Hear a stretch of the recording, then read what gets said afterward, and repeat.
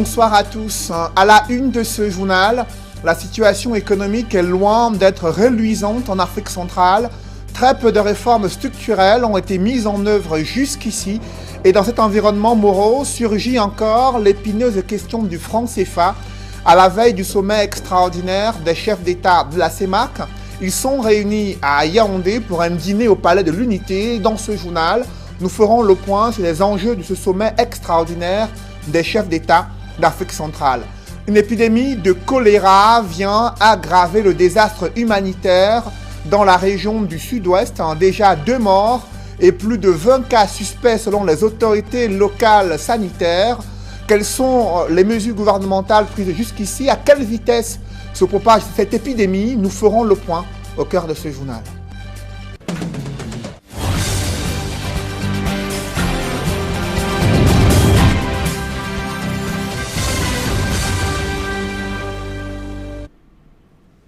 Merci de suivre cette édition complète de l'information sur Equinox Télévision.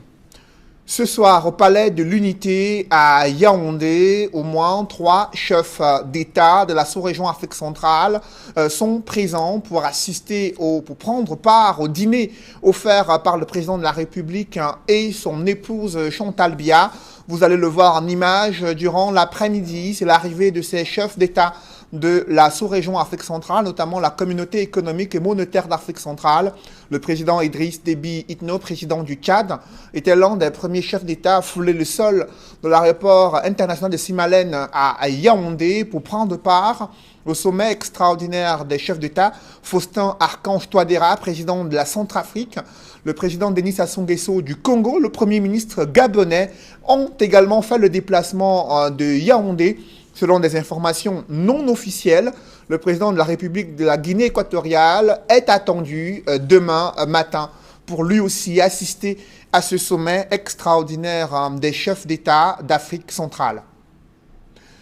Et avant l'ouverture de ce sommet extraordinaire, ce sont les ministres de l'Union économique d'Afrique centrale qui se sont réunis afin de plancher sur les sujets brûlants d'actualité dans la zone CEMAC. Le président de la commission de la CEMAC n'est pas passé par 4 chemins pour évoquer les difficultés que rencontre la communauté économique et monétaire d'Afrique centrale. Son taux de croissance est encore jugé trop faible pour réduire de manière significative la pauvreté et la question du franc CFA doit être abordée durant ce sommet extraordinaire des chefs d'État d'Afrique centrale. On fait le point sur ce Conseil des ministres de l'Union économique d'Afrique centrale avec Joël Essengue et Guy Zogo. La plénière de la 34e session du Conseil des ministres de l'UEAC, l'Union économique de l'Afrique centrale, s'est ouverte dans la capitale camerounaise avec l'examen du budget 2020 en point d'orgue. L'objet principal, c'est le budget de la communauté. Bien sûr, on a pris un peu de retard pour le faire compte tenu des contraintes de temps des uns et des autres.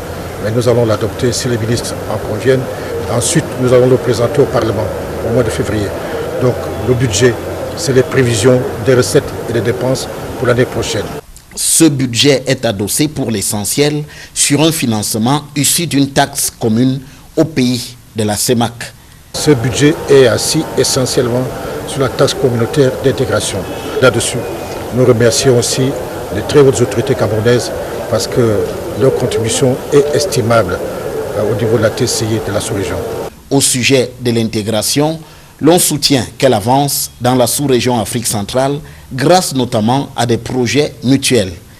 L'intégration est le chemin que nous suivons. Nous suivons ce chemin à travers les projets intégrateurs en cours, ceux qui ont été identifiés récemment, 12 projets intégrateurs dans différents secteurs, surtout dans les infrastructures, avec une enveloppe d'à peu près 2800 milliards.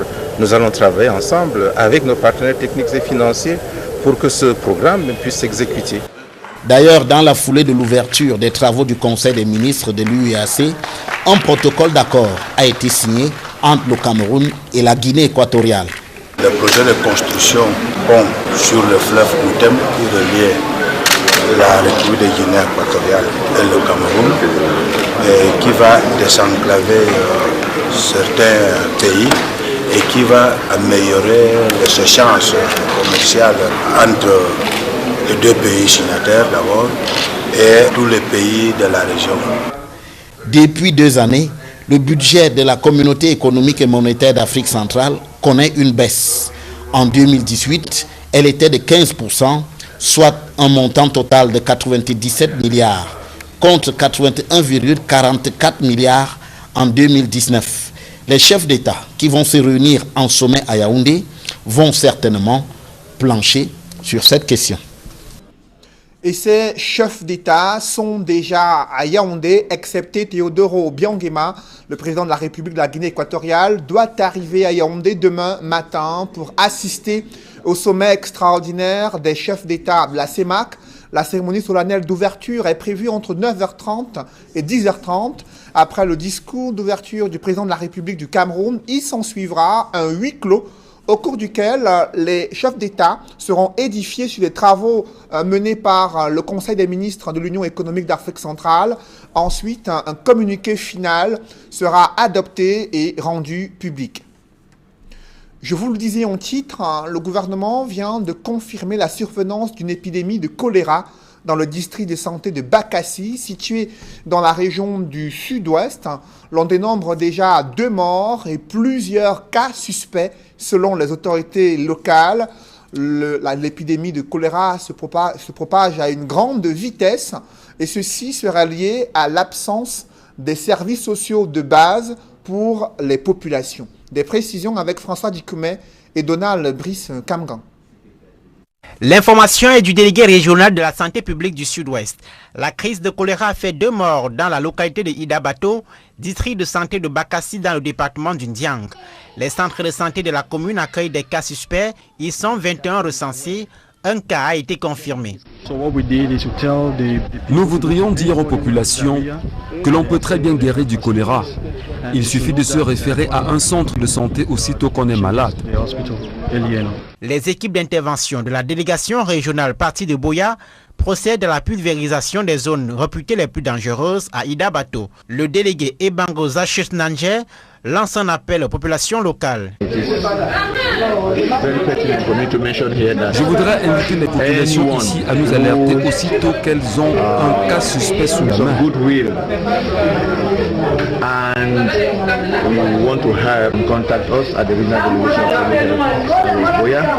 Un appel qui rejoint celui du ministre de la Santé publique.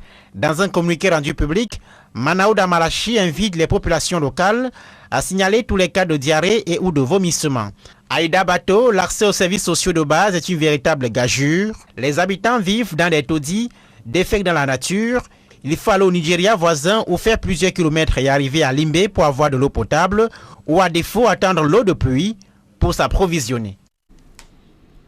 Le ministre de la Santé publique, le docteur Manaouda Malachi, précise que des mesures de réponse ont été mises en œuvre dans le 10 district de santé afin de circonscrire et d'éradiquer cette épidémie. Une recherche active des cas suspects est en cours sur le terrain, selon un communiqué du ministre de la Santé publique. Par conséquent, il invite les populations à plus de vigilance et à mener dans la formation sanitaire la plus proche toute personne faisant la diarrhée accompagnée ou pas des vomissements. Ce sont les propos du ministre de la Santé publique, le docteur Manaouda Malachi, concernant l'épidémie dans la région du sud-ouest, précisément dans le district de santé de Bakassi. Parlons à présent de l'arrondissement de Goro qui a mal à son développement. En plus de l'enclavement, du fait du piteux état des routes, les populations font face à une difficulté d'accès aux services sociaux de base, notamment la santé et l'eau courante qui se fait rare dans cet arrondissement situé dans la région du centre. Et c'est dans ce contexte que le nouveau sous-préfet a été installé. Il a été appelé à fédérer les énergies des forces vives afin de promouvoir le développement de cette localité. Charles Melingui et Marcelin Gansop. Situé dans le département du Bas-Mekim, l'arrondissement de Ngoro souffre d'un mal chronique, le très mauvais état du réseau routier. Illustration avec les villages Labo et Yangafok, où les populations souffrent le martyre au quotidien. Que les routes soient aménagé comme il le faut parce que vous-même vous regardez, on n'a plus de route, on n'a que des pistes, des nids d'eau par-ci par-là, des bourbiers, on ne s'en sort même pas.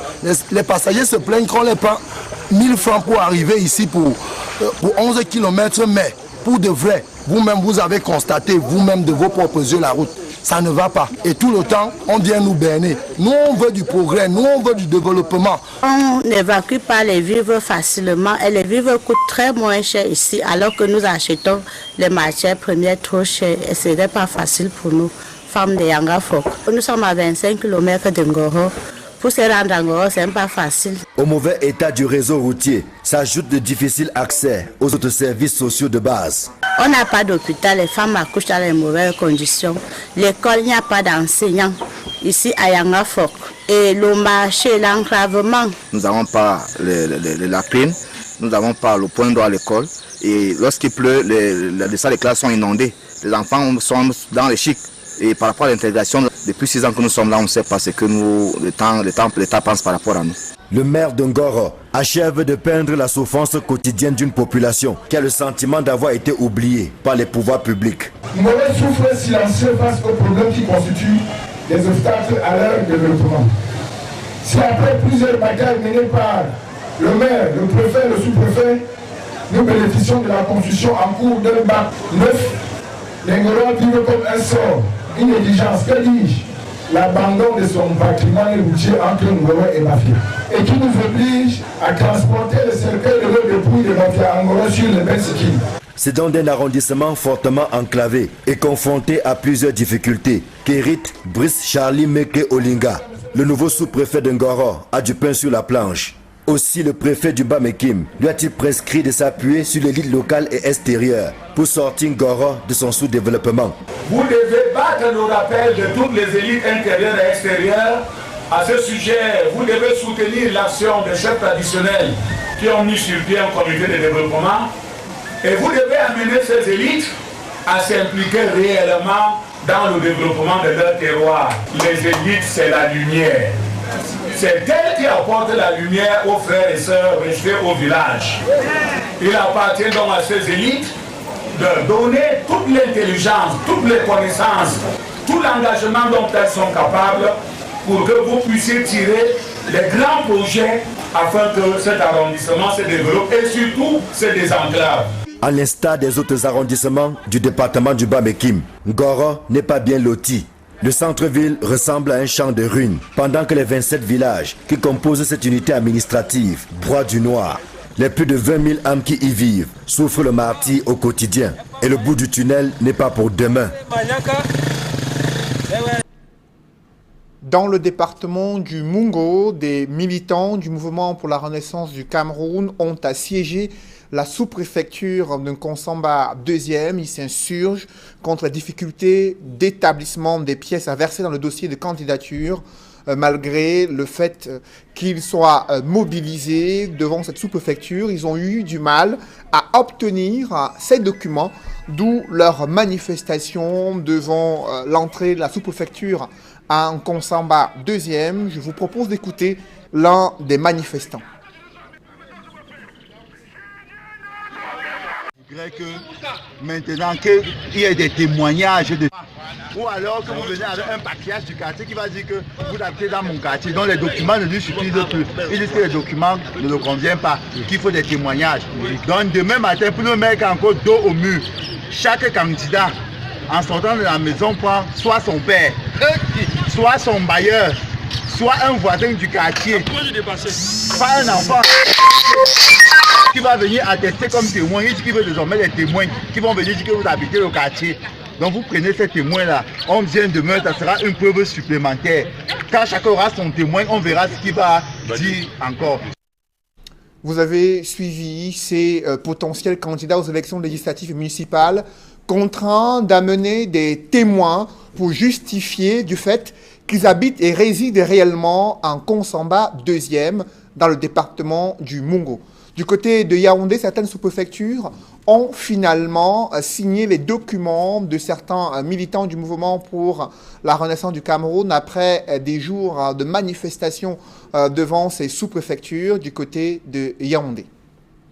Parlons à présent d'une réunion sécuritaire qui s'est tenue à Fumban dans la région de l'Ouest, occasion pour les autorités administratives et les forces vives d'examiner la situation sécuritaire et la situation socio-politique dans la région de l'Ouest, compte rendu avec Leclerc Saken.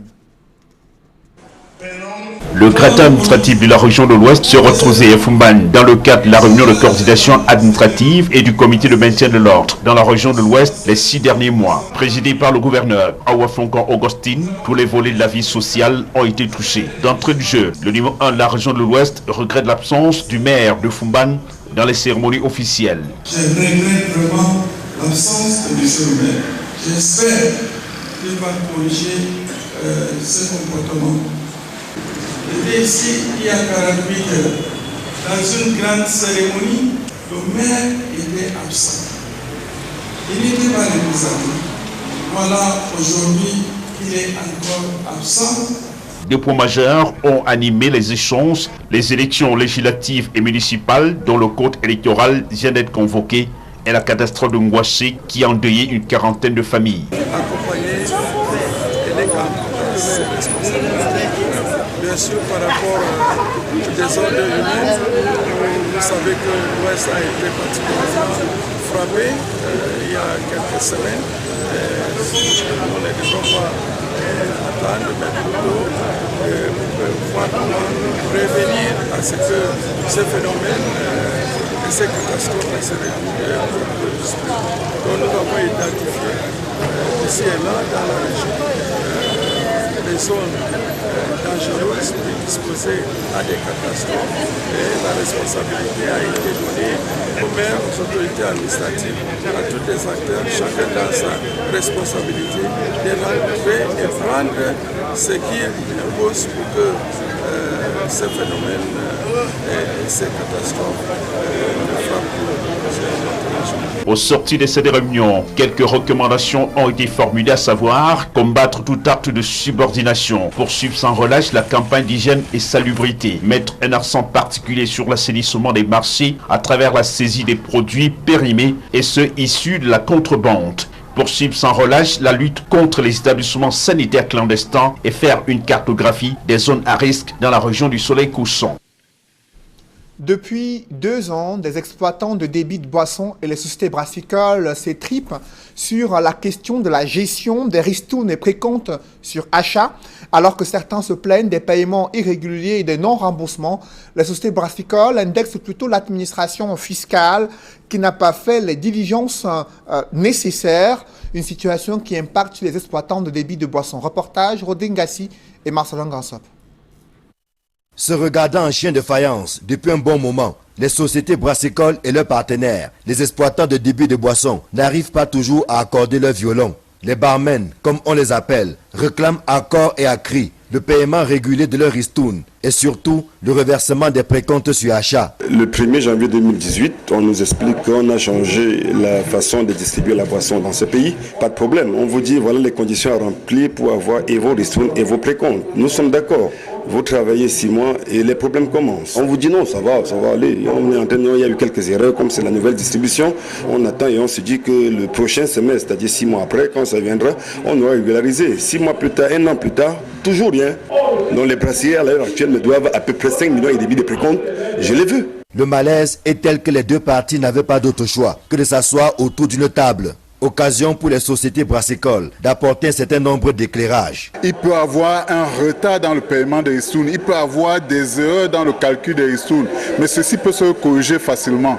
Par contre, le PSA est régulièrement retenu aux détaillants, mais la partie qui doit être reversée conformément à l'appartenance soit un CGA ou à l'inscription à la DGI ne peut pas être faite parce que aujourd'hui la DGI n'a pas habilité un certain nombre de nos partenaires à retrocéder ce PSA. Des propositions ont même été faites pour améliorer le cadre actuel et faciliter la vie aux exploitants des débits de boissons. La première réforme consiste à habiliter nos intermédiaires, donc les distributeurs. La deuxième proposition que nous avons faite, c'est de revoir le modèle de calcul du PSA, qui est assis sur le chiffre d'affaires financier au lieu de l'être sur le chiffre d'affaires réel, c'est-à-dire la marge que dégage un de nos partenaires, qu'il soit détaillant ou distributeur. Donc, c'est les gros axes sur lesquels nous avons fait des propositions à la DGI et pour lesquels nous continuons d'attendre la réaction. Des échanges nourris et parfois houleux leur retient que les portes du dialogue restent ouvertes. Si le problème se pose au niveau de la DGI,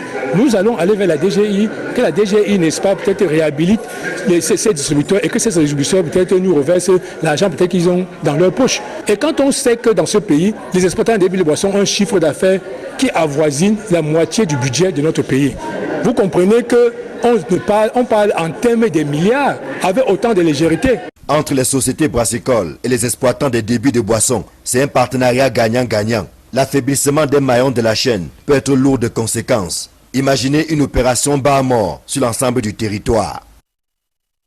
Que faut-il savoir sur ces précomptes sur achat qui fait l'objet de discorde entre les exploitants de débits de boissons et les sociétés brassicoles? Je vous invite à suivre Maître Roger Tapa, qui est le président du syndicat national des exploitants de débits de boissons du Cameroun. Qu'est-ce qu'on appelle PSA? PSA, c'est une avance que la loi de finances a sollicitée auprès des exploitants de débits de boissons pour leur fiscalité, c'est-à-dire pour leurs impôts, à concurrence de 5%. Et la loi dit aussi que lorsqu'on prélève les 5%, quand vous remplissez certaines conditions, c'est-à-dire l'inscription peut-être au CGA, et que vous avez payé toutes les autres taxes et autres, vous bénéficiez, n'est-ce pas, d'un remboursement, ce qu'on appelle rétrocession de 2,5%, c'est-à-dire soit 50% après 6 mois. Hier encore, les sociétés brassicoles le faisaient sans problème. Mais depuis un certain moment, il y a eu une nouvelle distribution, une nouvelle façon, n'est-ce pas, peut-être d'atteindre peut-être les détaillants. Et cette procédure connaît des problèmes. Depuis 2018, les PSA ne sont plus rétrocédés. Les autorités sécuritaires et les sapeurs-pompiers ont démenti la nouvelle sur l'incendie survenu à l'hôpital militaire de Douala. Mesdames, messieurs, c'est la fin de ce journal. Merci de l'avoir suivi. Juste après cette édition de 20h, retrouvez Serge Alain Autou et ses invités pour le débrief du journal sur le plateau d'Equinox Soir. Serge Alain. Dossier de candidature au municipal 2020, le sous-préfet de Konsamba 2e demande que ces candidats viennent avec des témoins. L'autorité administrative doute de ce que ces personnes vivent et résident effectivement dans l'arrondissement de Konsamba 2e, ceci à leur grande surprise, et déterminés à obtenir les pièces à verser dans leur dossier de candidature, ils ont appelé leurs camarades à se rendre demain à la sous-préfecture avec leurs parents, leurs frères, leurs voisins, afin de confirmer qu'ils sont bel et bien résidents en Konsamba 2e et qui peuvent être des potentiels candidats aux élections municipales et législatives. Ils ont manifesté contre l'attitude de l'autorité administrative locale qui, depuis plusieurs jours, réchigne à signer les documents exigibles pour être candidat aux élections législatives et municipales. Voilà, madame, monsieur, c'est donc l'essentiel. Equinox Soir, deuxième partie, le temps du débrief. Bonne soirée à vous, Cédric. Bonne soirée à vous, Serge Alain. Rendez-vous demain 20h. Rendez-vous certainement lundi. Voilà. Demain, on sera avec Nadine Yambou, c'est ça? Vous l'avez dit, Serge Alain. Voilà, demain, rendez-vous avec Nadine Yambou au 20h, Equinox Soir.